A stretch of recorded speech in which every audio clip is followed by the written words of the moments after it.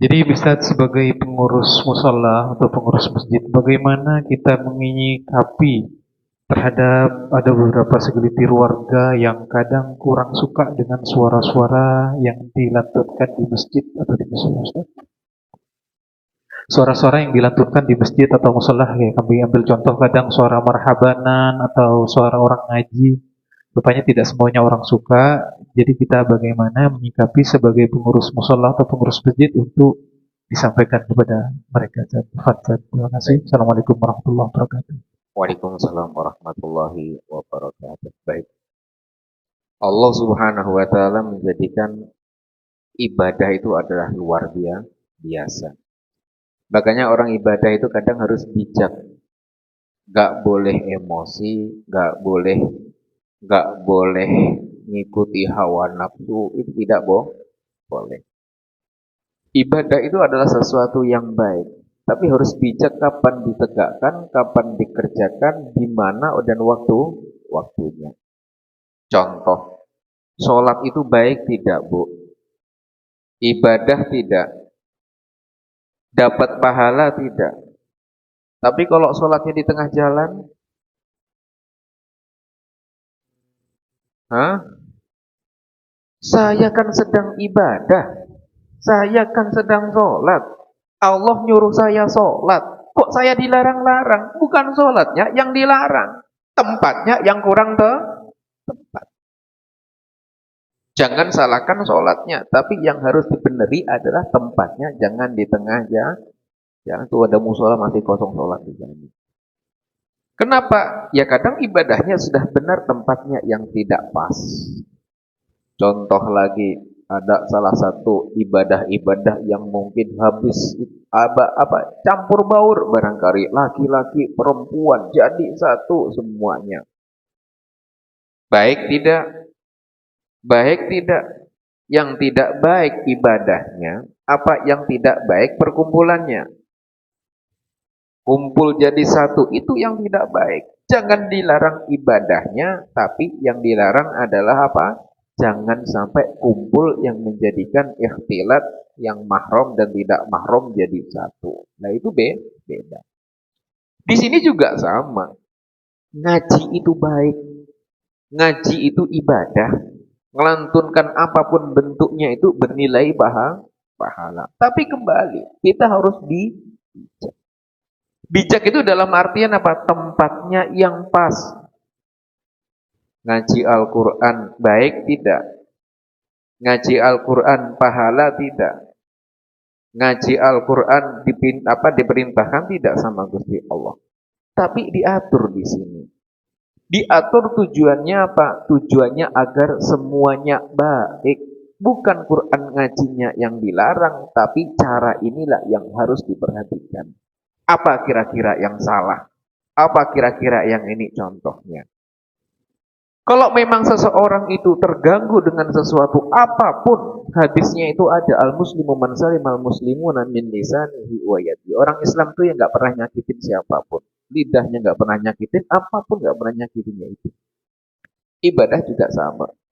Ibadah kita diperintahkan seperti tadi, kayak ngaji itu ya baik. Tapi kalau kira-kira itu sampai derajatnya membuat orang tidak nyaman, contoh, apapun bentuknya, ya bukan ngajinya yang dihilangkan, tapi cara inilah yang diatur.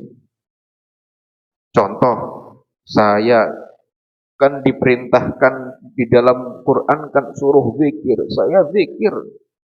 Di telinga tetangga saya zikir teriak-teriak di telinganya. Bu, saya mau zikir ya di telinga ibu. Zikir kan baik, kenapa teriak-teriak? Astagfirullahaladzim, astagfirullah. Teriak di telinga tetangganya ibunya. Marah nggak kira-kira?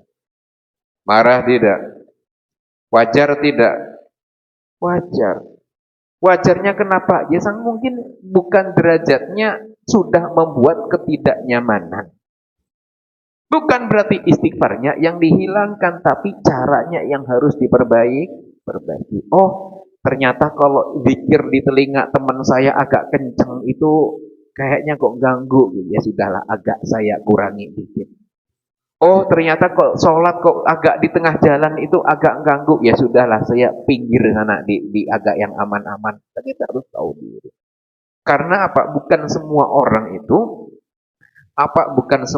itu sebenarnya nyaman dengan yang baik-baik. Harusnya orang tercipta dengan yang baik itu dianya nyaman harusnya. Tapi ada orang yang memang diciptakan oleh Allah itu ya memang nggak senang yang baik-baik. Harusnya yang baik itu normalnya kan diterima oleh semua orang harusnya. Tapi kenapa kok tidak semua orang diterima? Kanjeng Nabi ketika dakwah, ketika menyebarkan Islam, menyebarkan kebaikan, baik tidak? Baik. Tapi kenapa pamannya Abu Lahab kok menentang? Padahal ini baik. Ya itulah ada hamba yang seperti itu. Ada yang sifatnya itu usil kayak gitu. Ya ada. Tujuannya apa? Ya kembali. Tujuannya adalah kita tahu bahwasanya Gusti Allah itu menciptakan ada surga, ada neraka. Ada yang senang baik, ada yang tidak baik. Jadi cukuplah kita introspeksi diri, kita tidak menilai siapapun, tapi kita perbaiki semuanya. Kita pengen semuanya nyaman.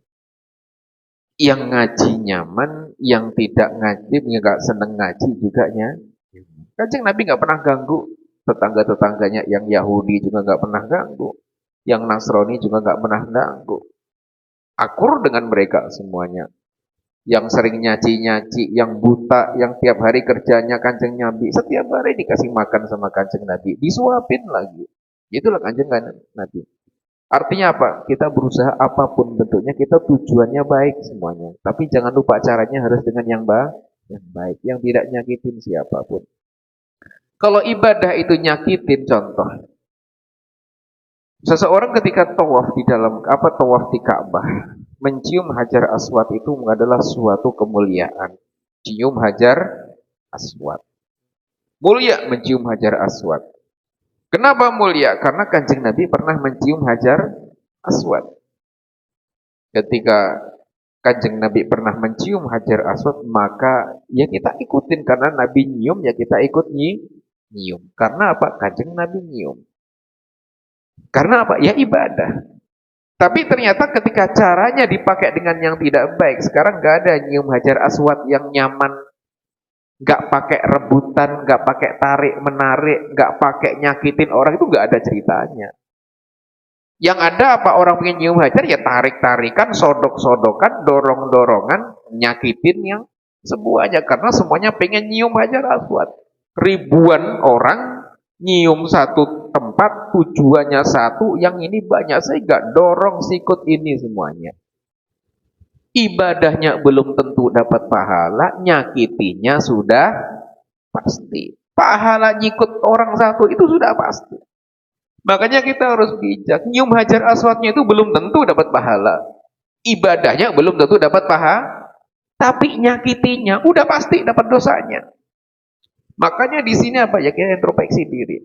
Ya Allah, ibadah saya ini belum tentu diterima sholatnya. Tapi kalau nyakiti orang udah pasti. Ya kira-kira bagaimana sholat diterima dan orang tidak tersakiti. Ya kita jaga semuanya. Jangan sampai kita tidak menjaga sehingga apa?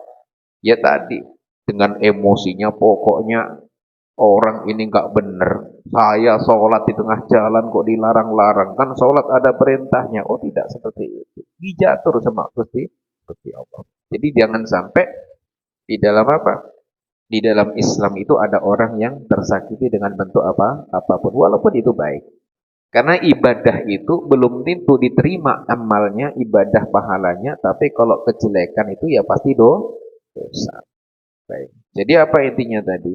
Intinya apa? Bukan ibadahnya yang dihilangkan, tapi caranya yang diperbaiki.